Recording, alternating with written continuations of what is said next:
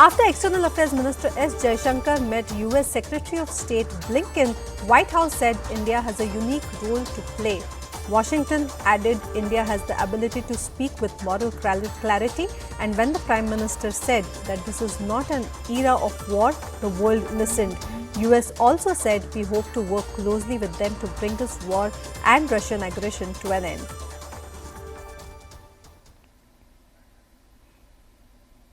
Now, these are the details we are getting for you. This is after the External Affairs Minister S Jaishankar met with the US Secretary of State Antony Blinken. This is a latest statement that is coming in from the White House, ascertaining that India has a unique role to play with respect to global politics. This is after Prime Minister Narendra Modi had said that this is not an era of war. The US says that the world had listened and that the US hoped to work very closely with India and the other countries in order to bring this war to an end and also to find a solution to the Russian aggression.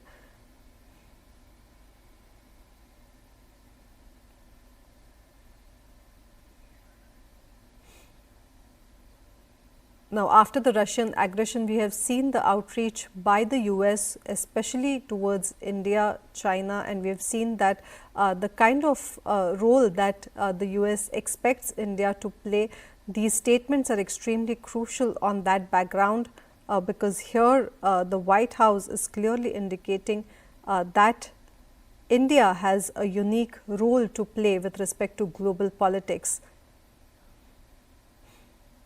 Now, the US has also said that it wants to work closely with India. In fact, Ned Price had issued that statement after the meeting with Antony Blinken that the External Affairs Minister had.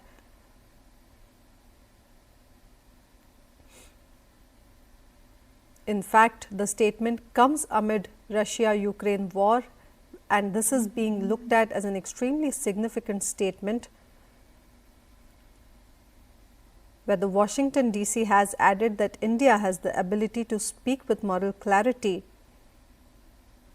In fact, Prime Minister Narendra Modi's statement has been referred to by the White House in the statement that it has issued, where it has clearly said that Prime Minister Narendra Modi's remarks that this is not an era of war was something that the world had listened to.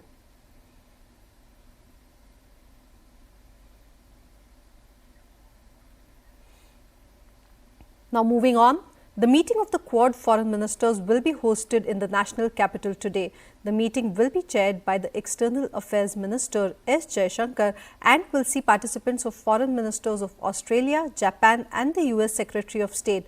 The meeting will be an opportunity for the ministers to continue their discussions held in their last meeting in the New York session in September. They will exchange views on the recent developments in the Indo-Pacific region and regional issues of mutual interest guided by their vision of a free, open and inclusive Indo-Pacific. The ministers will also review progress made by the Quad in pursuit of its constructive agenda and implementation of initiatives aimed at addressing contemporary priorities in the region.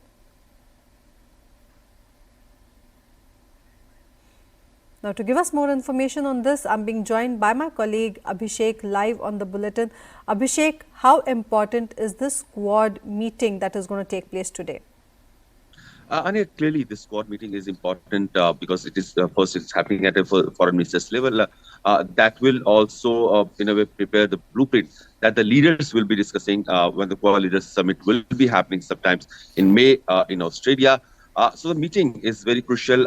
It will be having a discussion on the security challenges of Indo-Pacific, economic challenges of Indo-Pacific, rules-based order in the world. And clearly, since India, there are like USA, Japan and Australia who have been much on the side of, anti-Russia or condemning Russia on the issue of Ukraine war. So clearly, the Quad meeting is expected to discuss the issue regarding Ukraine war because India has not clearly condemned Russian action, and India has maintained sort of neutrality, stand of neutrality in the war, in Ukraine war. So this issue will also be discussed in the Quad. And apart from that, the global issues like climate change, cyber security, these are the issues that we can expect that the leaders of the foreign ministers of Quad countries will be discussing. Well, they'll be meeting like a few minutes from now. The meeting is expected to start.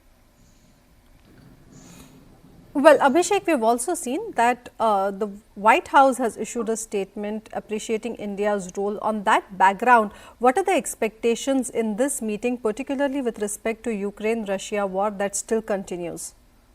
So, Anya, see, like in the last 72 hours, if you had noticed, S Jaishankar has been able to meet three major foreign ministers, apart from other bilateral talks that he has had. He met the Chinese Foreign Minister King Yang.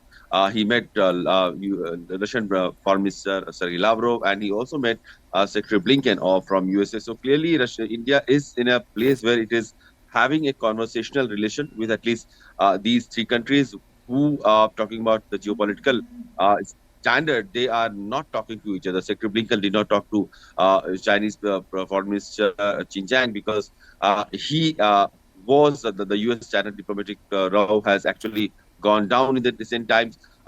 We have also seen China has increasingly started backing Russia in the war against Ukraine because at the diplomatic level. So the divide that has started with Russia versus Europe, which was then joined by USA on the sides of Europe, and then now China is also increasingly becoming aligned to Russian side. So the divide is actually growing, but India is in a position where it is having a conversational relationship with all these members, all these participants in this global geostrategic tension. So India can make them talk. India can convey the messages of each side to the other side, and probably a peace resolution or a way forward to end this war, to finish this war, could emerge very well from the Indian perspective. Well, Abhishek, thank you for that information. And now there's